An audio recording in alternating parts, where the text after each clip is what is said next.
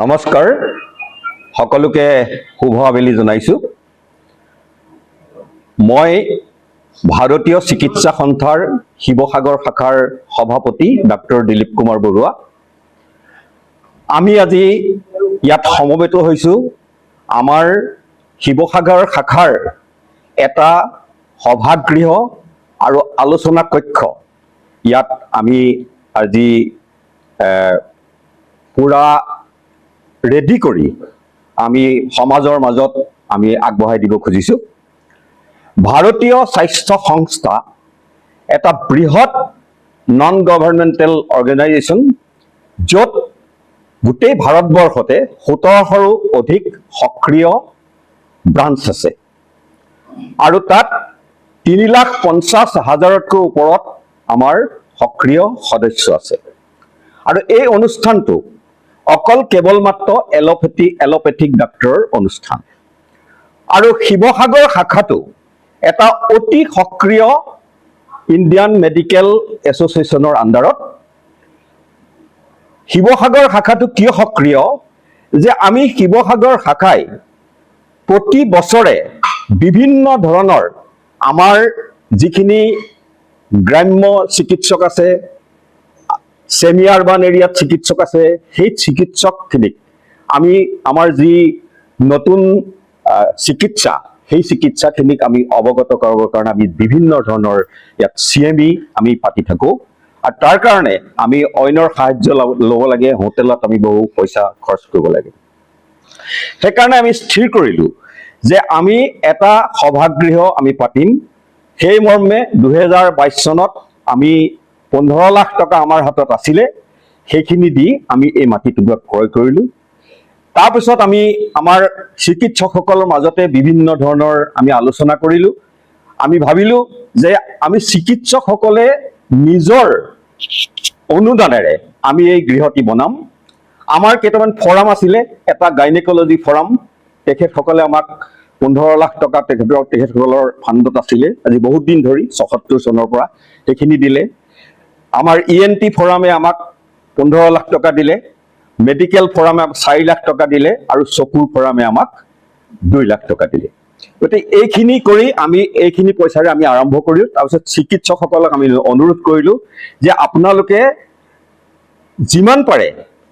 1 লাখলৈকে 2 লাখলৈকে যিমান পাৰে আমাক দিব আৰু সেই মৰ্মে আমি বহু চিকিৎসকে আমাক পইচা প্ৰদান কৰিলে আমি সেই পইচাখিনি কালেক্ট কৰি অলপকে আমি 23 চনৰ পৰা আজি 26 চনত আমি এই ঘৰ সম্পূৰ্ণ কৰিলোঁ আৰু কালিলৈ আমাৰ যিখন শিৱসাগৰ IMA কনফাৰেন্স আমি 16 চনৰ পৰা প্ৰতি বছৰে উদযাপন কৰি আহোঁ এই কনফাৰেন্সখনত আমাৰ অসমৰ বিভিন্ন গুৱাহাটী ডিব্ৰুগড় তেজপুৰ তিনচুকীয়া উত্তৰ পূৰ্বাঞ্চলৰ যিখিনি চিকিৎসক আৰু ভাৰতবৰ্ষৰ বিভিন্ন জেগাৰ পৰা ইয়াত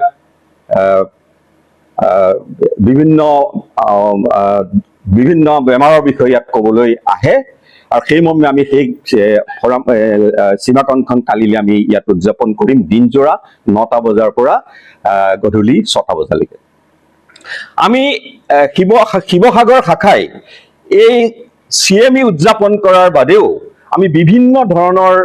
ৰাইজৰ জনস্বাস্থ্যৰ সুবিধাৰ্থে আমি কিছুমান কাম কৰোঁ যেনে আমি বিভিন্ন স্কুল কলেজবিলাকত আমি সজাগতা সভা অনুষ্ঠিত কৰোঁ বিভিন্ন গাঁও অঞ্চলত আমি সজাগতা সভা অনুষ্ঠিত কৰোঁ কৰ্কট ৰোগৰ কৰোঁ যক্ষ্মা ৰোগৰ কৰোঁ আমি বিভিন্ন মেনষ্ট্ৰুৰেল হেল্থৰ ওপৰত কৰোঁ ছোৱালীবিলাকৰ মেনষ্ট্ৰুৱেশ্যন হওঁতে যিখিনি বিষ অনুভৱ কৰে তাৰ নিবাৰণৰ কাৰণে আমাৰ বিভিন্ন বক্তাই বক্তৃতা দি তেখেতসকলক সহায় কৰে মদ নিবাৰণ অনুষ্ঠান চিগাৰেট নিবাৰণ অনুষ্ঠান ইত্যাদি বিভিন্ন গুটকা ড্ৰাগছ সেৱন এইবিলাকৰ পৰা আমি আমাৰ নতুন প্ৰজন্মক কেনেকৈ উদ্ধাৰ কৰিব পাৰোঁ সেইখিনি আমি সদায় সজাগতা সভা কৰি আহিছোঁ আৰু আমি এই অনুষ্ঠানটি আমি প্ৰায়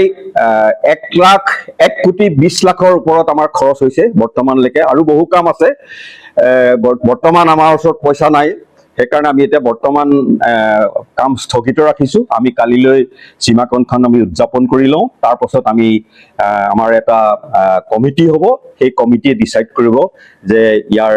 কিমান দূৰলৈকে আমি ইয়াক এৰি দিব পাৰোঁ সমাজৰ কাৰণে। তো সমাজৰ হিতৰ কাৰণে আমি এই গৃহটি আমি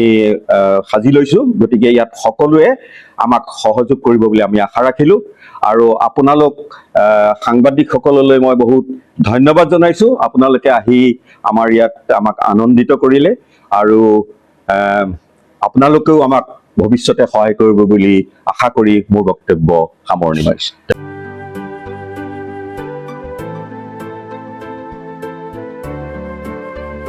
শদিয়াৰ পৰা ধুবুৰীলৈ, বৰাকৰ পৰা ব্ৰহ্মপুত্ৰলৈ সকলোৰে মাজত চিনাকি এটা নাম প্ৰাতঃ টাইম।